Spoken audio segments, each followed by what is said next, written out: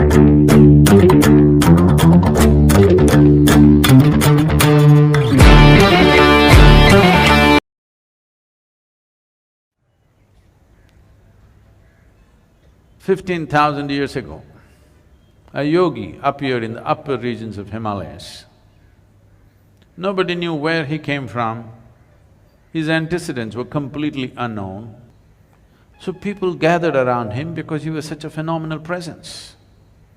A large group of people gathered like this. They expected him to say something, do something. He did nothing, he said nothing, simply he sat. If I simply sat here for 2 hours, I can imagine, within 15 minutes, those people in the last few rows, and they will slowly, still there's time for the cinema, let's go. If I said nothing for 2 hours, 90% of the people will be gone. If I said nothing for 6 hours, only a few hardcore ones will hang on, rest are all gone. Same happened to him. He said nothing, did nothing, simply sat still. Not for a day, not for a week, for months on end, he simply sat still. Everybody was expecting a miracle, nothing happened, he just sat. But they were missing a most fundamental miracle because the nature of your body is such right now, you're well attended to. You had lunch in the afternoon and maybe you snacked in the evening and so that you don't fall asleep, you had a coffee and maybe you have something in your bag. So many things. All these things are being attended to, so this is fine. Suppose we just make you sit here for 4 hours. Sadhguru, at least some water? Okay, drink water. After drinking water, can we just sit here, Sadhguru? That one? Okay, do that and come. Sadhguru, okay, if you give this, the next one, no permission, this'll just go. Or in other words, what you call as a body is a series of processes. Only if you're attending to them, it's fine. If you don't attend to it, then you see what a trouble it is.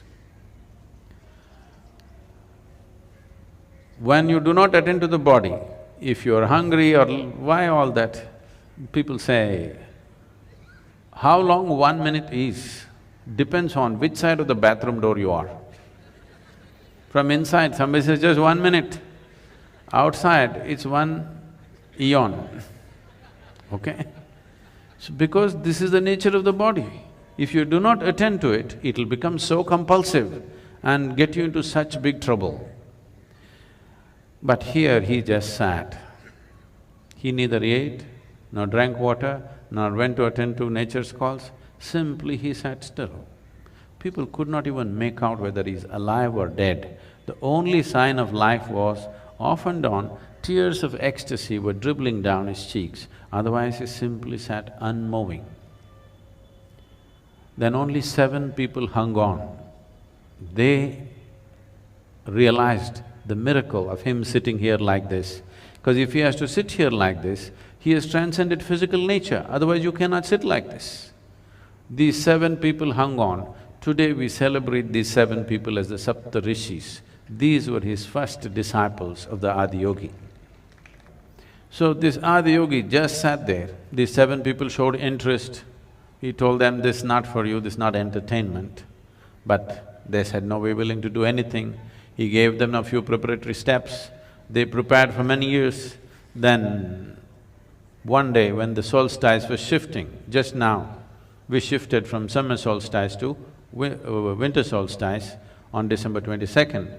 It'll again happen on June 21st, and this coming June 21st is significant for the world, because this is the day when Adiyogi first turned south and gave his teaching. Because the sun turned south, he turned south and started explaining the mechanics of being human.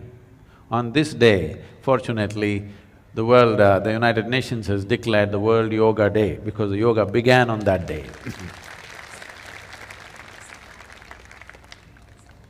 This incredible process of exploring the human mechanics, went into the process. This predates all religion. When there was no religion on the planet, 15,000 years ago, he went into the mechanics of what it means to be human.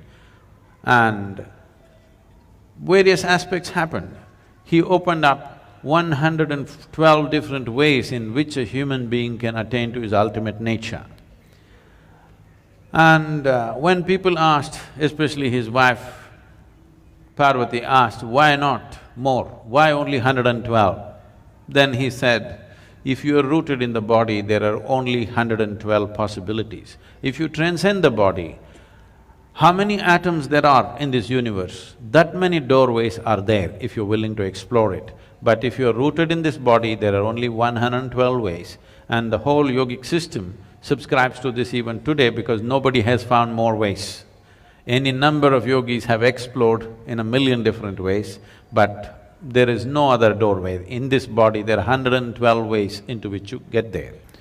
So for this, how to generate this, how to make this work the way you want it.